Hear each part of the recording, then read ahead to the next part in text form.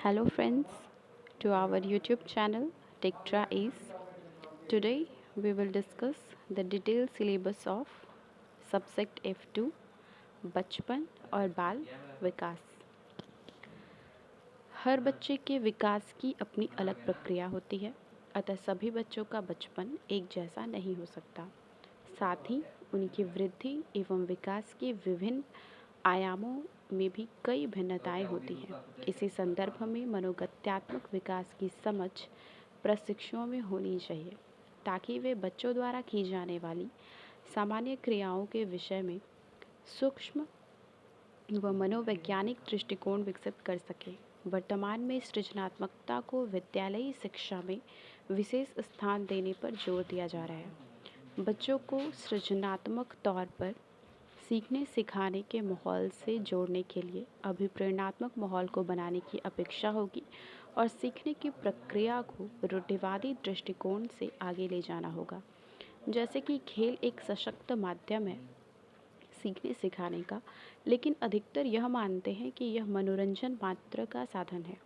एक शिक्षक या शिक्षिका को इन बिंदुओं पर गहराई से सोचने समझने की ज़रूरत है, तभी वे अपने शिक्षण को प्रभावी बना पाएंगे। उपरोक्त बिंदुओं से संबंधित कुल 5 इकाइयों को इस विषय पत्र के पहले भाग में प्रस्तुत किया जा रहा है।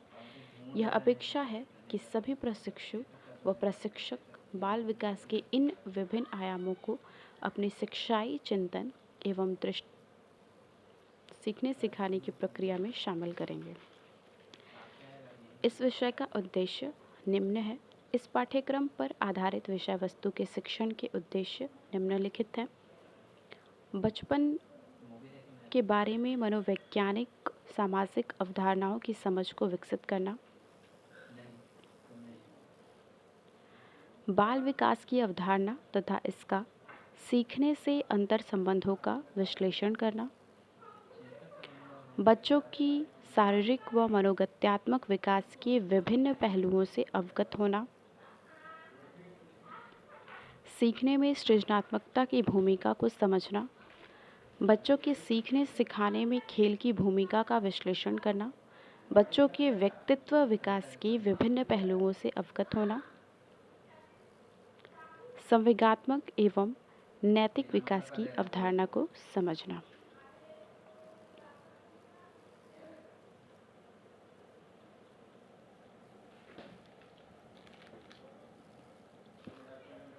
इकाई 1, बचपन व बाल विकास की समझ। बच्चे तथा बचपन मनोसामाजिक अवधारणा।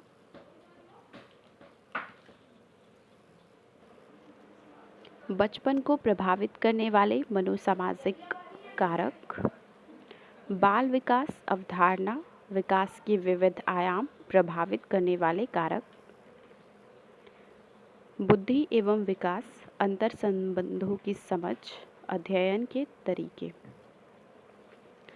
बच्चे तथा बचपन की संकल्पना काल व स्थान के अनुसार सदैव बदलती रहती है, जिसके संदर्भ में मनोसामाजिक तथा शैक्षिक विमर्शों की बहुलता है। इस इकाई में बच्चे तथा बचपन की मनोसामाजिक अवधारणा को स्पष्ट किया जाएगा। इस अवधारणा को जानने के उपरांत शिक्षक अपने विद्यार्थियों को मनोसामाजिक परिप्रेक्ष्य में समझ सकेंगे तथा उम्र के सापेक्ष अधिगम कार्य संपन्न करवाने में उन्हें आसानी होगी। बचपन की विशेषताओं के आधार पर शिक्षक तथा माता पिता उनके विकास की व्यवस्था करता है। इस हेतु उन्हें बाल विकास की अवधारणा, विकास के विभिन्न आयाम, वृद्धि एवं विकास में अंतर संबंध तथा प्रभावित करने वाले कारक की व्यापक चर्चा इस इकाई में की जाएगी तथा साथ ही वृद्धि एवं विकास के अध्ययन के तरीके का भी विश्लेषण किया जाएगा। इकाई 2, बच्चों का शारीरिक एवं मनोगत्यात्मक विकास। शारीरिक विकास की समझ, मनोगत्यात्मक विकास की समझ। बच्चों के शारीरिक एवं मनोगत्यात्मक विकास की समझ।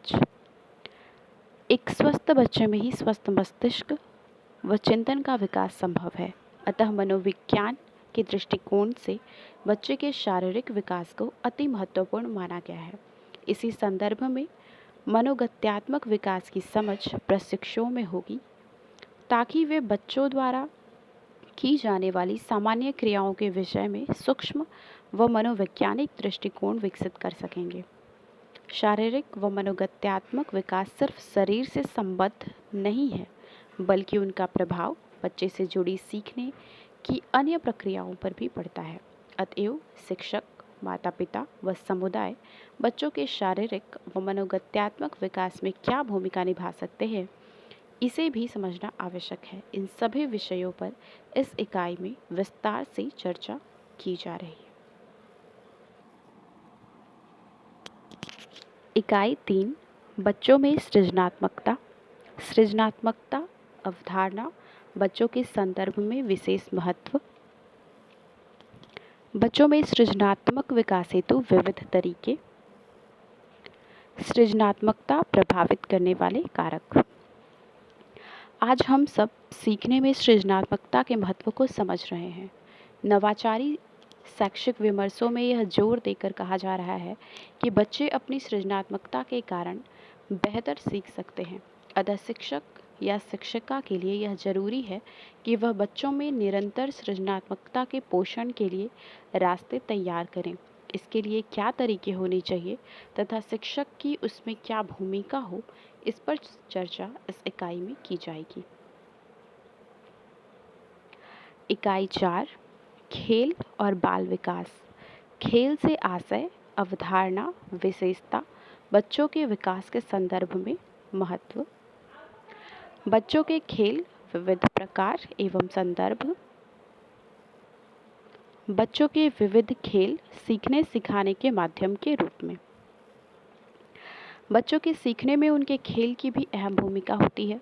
बच्चे दिन भर खेल में लगे रहना चाहते हैं।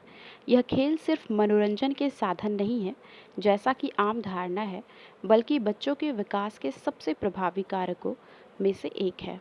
खेल के माध्यम से बच्चों के शारीरिक, संज्ञानात्मक, भावनात्मक एवं नैतिक विकास को संबोधित किया जा सकता है।